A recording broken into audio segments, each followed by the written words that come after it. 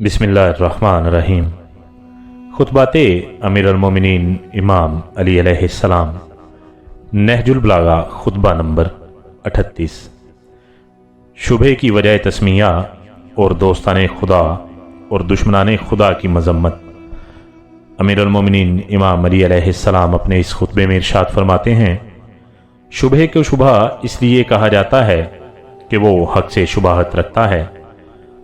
तो जो दोस्ताने खुदा होते हैं, इनके लिए शुबहात के अंधेरों में यकीन उजाले का और हदायत की समत रहनुमा का काम देती है, और जो दुश्मनाने खुदा हैं वो इन शुबहात में गुमराही की दावत व तबलीग करते हैं, और कोरियो बेबसरी इनकी रहबर होती है।